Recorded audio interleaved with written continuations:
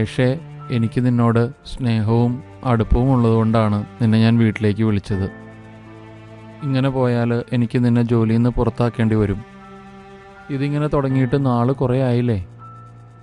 1 മാസത്തിൽ 10 ദിവസം ജോലിക്ക് വരും, ബാക്കി 20 ദിവസം ലീവ്. ഇനി ജോലിക്ക് വന്നാലോ ഓരോന്ന് ആലോചിച്ചുകൊണ്ടിരിക്കും.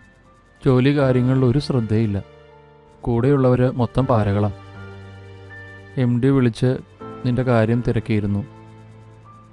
എനിക്ക് നിന്റെ തീരുമാനം അറിയണം. സാർ എന്നെ ഒരുപാട് സംരക്ഷിക്കുന്നുണ്ടെന്ന് എനിക്കറിയാം. എനിക്ക് കുറച്ച് സമയം തരണം. എൻ്റെ തീരുമാനം എന്തായാലും ഞാൻ സാറിനെ അറിയിക്കും. ഒന്നുകിൽ ഞാൻ ഈ ജോലി തുടരും, അല്ലെങ്കിൽ അത് ഉപേക്ഷിക്കും. എന്താ നിന്റെ പ്രശ്നം? പറയാൻ പറ്റുന്നതാണെങ്കിൽ എന്നോട് പറയേ, ഞാൻ നിന്നെ സഹായിക്കാം. അതൊന്നും വേണ്ട സാറേ, ഞാൻ പോയിട്ട് വരാം. പനി നോർമലാ. നാളെ മുതൽ സ്കൂളിൽ പോവാം. അമ്മേ, അച്ഛനെപ്പോഴാ വരാ? എനിക്കറിയില്ല. അച്ഛനെന്താ നമ്മളോട് മിണ്ടാത്തെ? അച്ഛനെന്താ നമ്മളോട് കടക്കാത്തെ? അച്ഛന് വല്ല ദേഷ്യമുണ്ടോ? എനിക്കറിയില്ല. എനിക്കിവിടെ നിൽക്കണ്ട. എനിക്ക് അപ്പൂപ്പേൻ്റെയും അമ്മൂമ്മേൻ്റെയും അടുത്ത് പോകണം. നമുക്ക് പോവാം, കുറച്ച് ദിവസം കഴിയട്ടെ.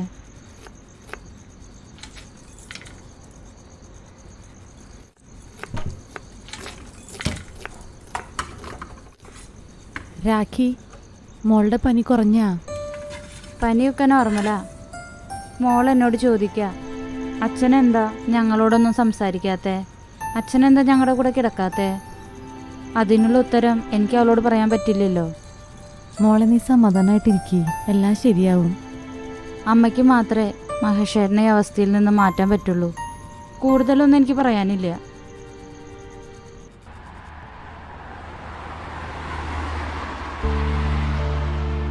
നീ എന്ത് പറഞ്ഞാലും ഞാൻ വരില്ല. നീ എന്തായാലും വരണം. വരാം, പക്ഷെ അതുകൊണ്ടൊരു കാര്യമില്ല. നമ്മൾ എത്ര നാളായി ഇതൊക്കെ ചെയ്യുന്നു, എന്നിട്ട് വല്ല ഫലമുണ്ടോ? ഒരു ഫലം ഉണ്ടാവില്ല എന്ന് എനിക്ക് ഉറപ്പിച്ച് പറയാൻ പറ്റുമോ? എനിക്ക് നിന്നോട് തർക്കിക്കാൻ സമയമില്ല.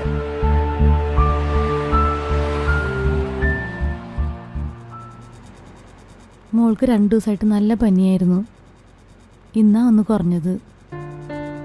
നീ അവളുടെ അടുത്തൊന്ന് പോയി സംസാരിക്കണം. അവളത് ആഗ്രഹിക്കുന്നുണ്ട്. നീ അവളുടെ അച്ഛനല്ലേ? രാഖി എന്നോട് കുറേ വിഷമങ്ങൾ പറഞ്ഞു. നീ ഒരു ഭർത്താവല്ലേ, നിന്റെ ഉത്തരവാദിത്തങ്ങൾ നീ ചെയ്യണം. നീ അവളെ സ്നേഹിക്കണം. നീ ഇന്ന് അവരുടെ കൂടെ കിടന്നാൽ മതി. ആരും എന്നെ മനസ്സിലാക്കുന്നില്ല. എല്ലാവരും എന്നെ കുറ്റപ്പെടുത്തുക. ഞാൻ എന്താണ് അന്വേഷിക്കുന്നതെന്ന് അമ്മയ്ക്ക് അറിയില്ലേ. എൻ്റെ അന്വേഷണത്തിനുള്ള ഉത്തരം തരാൻ അമ്മയ്ക്കേ പറ്റൂ. അമ്മയ്ക്കത് എന്നോട് പറഞ്ഞുകൂടെ?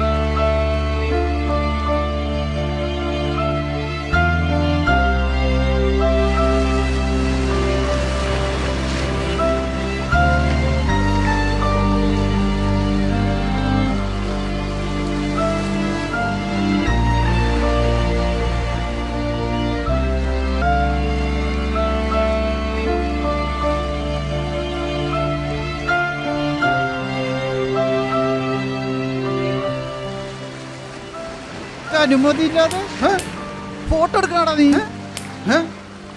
ഇനി മേലെ നിന്നെ ഈ പരിസരത്ത് കണ്ടുപോരുത്. കണ്ടാൽ ഇതിവിടെ കൊണ്ടൊന്നും അവസാനിക്കില്ല, കേട്ടാ?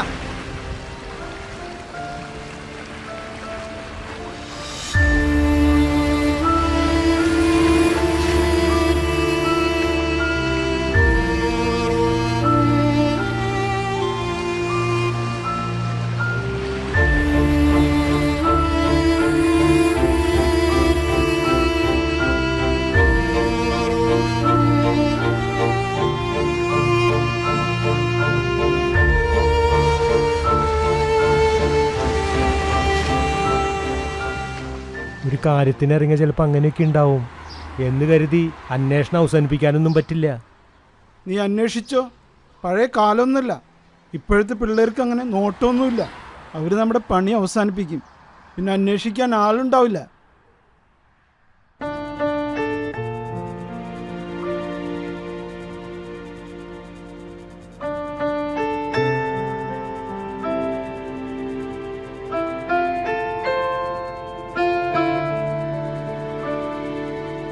ഇങ്ങനെയൊന്നല്ല.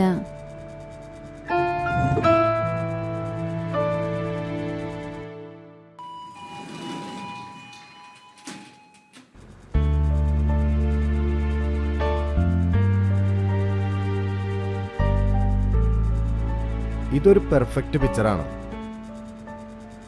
ഇനിയിവിടെ വരണമെന്നില്ല, വീട്ടിലിരുന്ന് പ്രാക്ടീസ് ചെയ്താലും മതി. എപ്പോഴും ഞാൻ ചോദിക്കണമെന്ന് വിചാരിക്കും, ചെറുപ്പം മുതലേ ഡ്രോയിങ് ഒരു പാഷനായിരുന്നോ? അങ്ങനെയുള്ളവരാ ഈ പ്രായത്തിലും ഇങ്ങനൊരു ഇൻട്രസ്റ്റ് കാണിക്കുക. അങ്ങനെ പാഷനൊന്നും ഉണ്ടായിരുന്നില്ല. ഇപ്പോഴാ എനിക്ക് പഠിക്കണം തോന്നിയത്. Okay, good.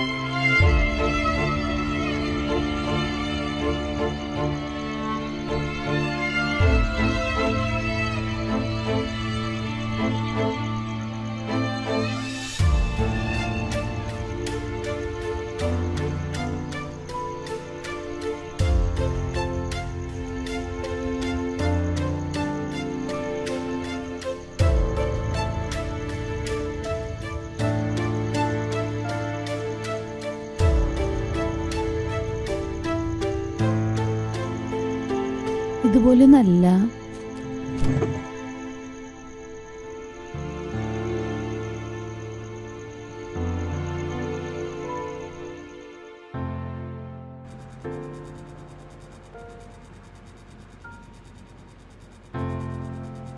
ഞാനും മോളും കൂടെ ഇന്നെൻ്റെ വീട്ടിൽ പോവാ.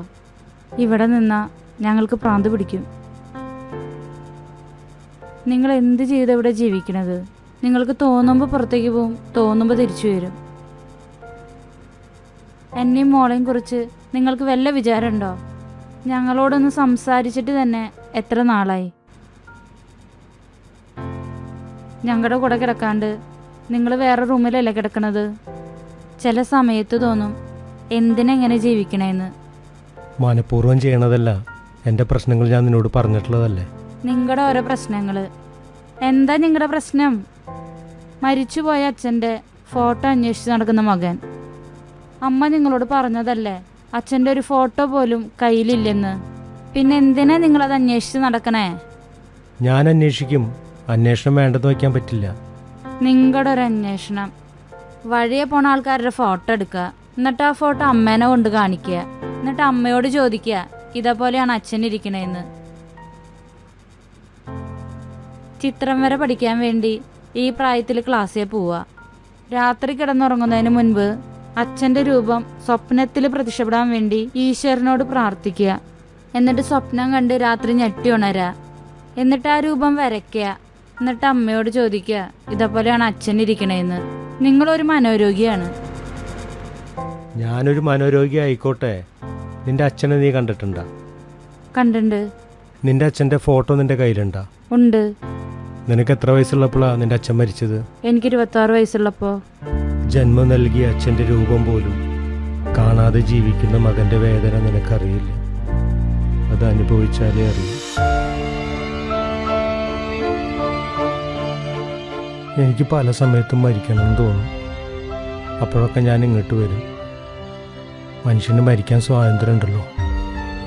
പക്ഷെ അന്വേഷണത്തിനൊരു ഉത്തരം കിട്ടാതെ മരിക്കാൻ പാടില്ല എന്ന് ആരെന്നോട് പറയാം. ചിലപ്പോൾ അത് ഈശ്വരനാവും. രാഖിനെ കുറ്റം പറഞ്ഞിട്ട് കാര്യമില്ല. നിന്നെ പറഞ്ഞ് മനസ്സിലാക്കാൻ അവൾ എന്നോട് പറയണത്. നിന്റെ അന്വേഷണം ഒന്ന് നിർത്ത്.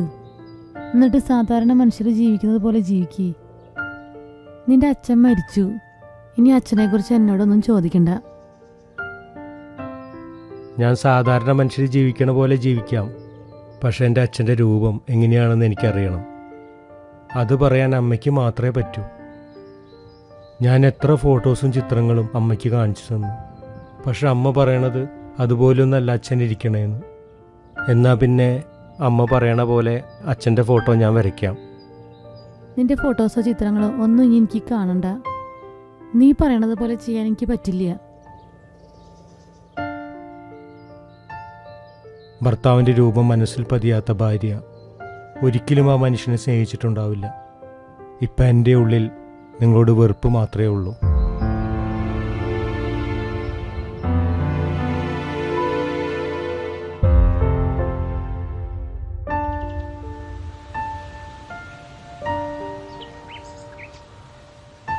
എനിക്ക് ഒരുപാട് ഓർമ്മകളുള്ള സ്ഥലമാണ് ഇത്. അതുകൊണ്ടാണ് ഇങ്ങോട്ട് വരാമെന്ന് പറഞ്ഞത്. നിന്റെ അച്ഛനെക്കുറിച്ചല്ലേ നിനക്കറിയേണ്ടത്. അതിനു മുമ്പ് നീ എന്നെക്കുറിച്ച് അറിയണം. എൻ്റെ ചെറുപ്പക്കാലം മുഴുവൻ ഞാൻ ഈ പ്രദേശത്താണ് കഴിഞ്ഞത്. വളരെ ചെറുപ്പത്തിലെ എൻ്റെ അച്ഛനും അമ്മയും മരിച്ചു. എനിക്കൊരു അനീതി ഉണ്ടായിരുന്നു. അവൾക്ക് ഞാനായിരുന്നു ഏക ആശ്രയം. 15 വയസ്സ് മുതൽ ഞാൻ ജോലിക്ക് പോയിരുന്നു. അങ്ങനെയാണ് വീട്ടിലെ കാര്യങ്ങൾ കഴിഞ്ഞു പോന്നിരുന്നത്. എനിക്ക് ഒരുപാട് വിവാഹാലോചനകൾ വന്നിരുന്നു. പക്ഷേ വിവാഹം കഴിക്കാൻ എനിക്ക് തീരെ താല്പര്യമില്ലായിരുന്നു.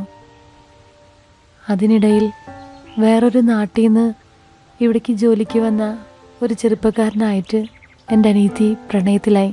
പിന്നീട് ഗർഭിണിയാണെന്ന് മനസ്സിലായപ്പോൾ അവളെ ചതിച്ച് അവൻ നാട് വിട്ടുപോയി. അവസാനം അവൾ ആ കുഞ്ഞിനെ പ്രസവിച്ചു. പക്ഷേ പ്രസവത്തിൽ അവൾ മരിച്ചുപോയി. ആ കുഞ്ഞിനെ ഞാൻ എടുത്തു വളർത്തി. ആ കുഞ്ഞാണ് നീ.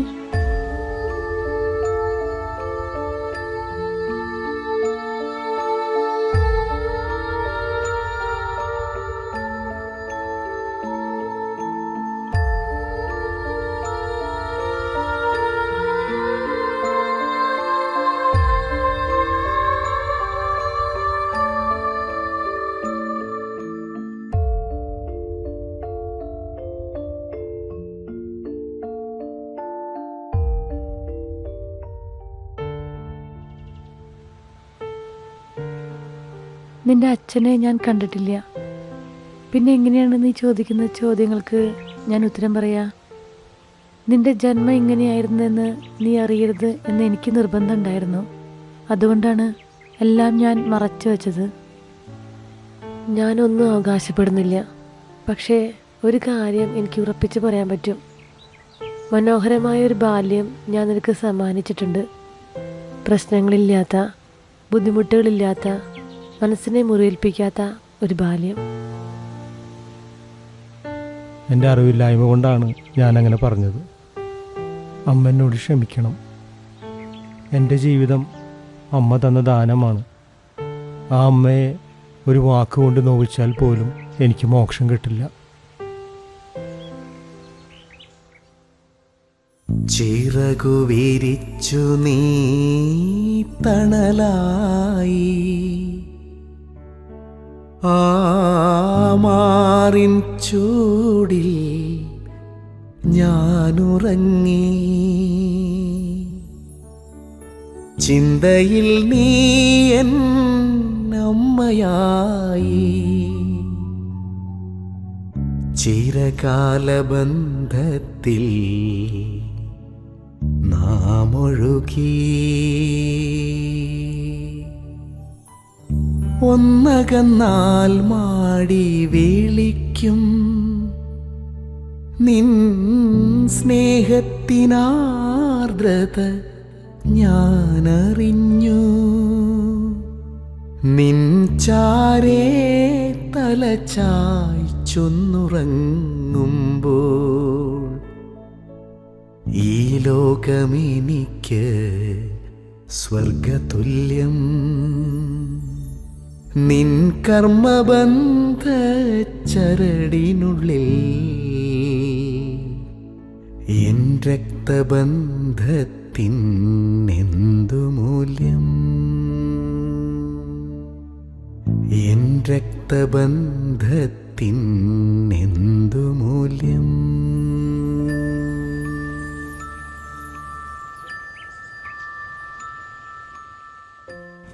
ഇനി ഞാൻ കൃത്യമായിട്ട് ജോലിക്ക് വന്നോളാം സാറേ. ഇനി എൻ്റെ ഭാഗത്തുനിന്ന് ഒരു കംപ്ലൈൻറ്റ് ഉണ്ടാവില്ല. അത് മതി. പെർഫോമൻസ് നന്നായ പ്രൊമോഷൻ്റെ കാര്യം ഞാൻ ഏറ്റു. നിന്റെ ചിത്രം വരയുടെയും ഫോട്ടോ പിടുത്തത്തിൻ്റെയും ഭ്രാന്തൊക്കെ അവസാനിച്ചോ? നീ ഉദ്ദേശിച്ച കാര്യമൊക്കെ നടന്നോ? കാര്യമൊക്കെ നടന്നു. അത് മതി. എന്തായാലും നിന്നെ നോർമലായി കാണാൻ പറ്റിയല്ലോ, അത് തന്നെ വലിയ കാര്യം.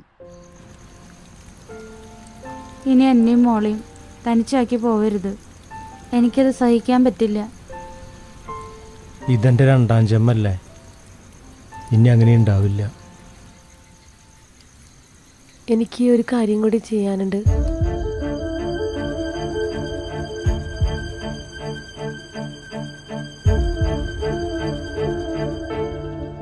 ഒരാളെ ആത്മാർത്ഥമായി അത്രയധികം സ്നേഹിച്ചാൽ അയാളുടെ രൂപം മനസ്സിൽ പതിയും എന്നല്ലേ നീ പറഞ്ഞത്? നിന്റെ അമ്മയുടെ മുഖം ഞാൻ വരച്ചിട്ടുണ്ട്.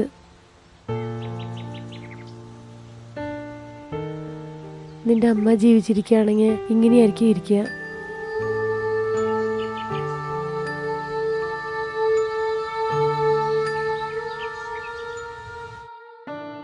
ഇനി അന്വേഷണങ്ങളില്ല, മരണചിന്തകളില്ല, ജീവിതം മാത്രം.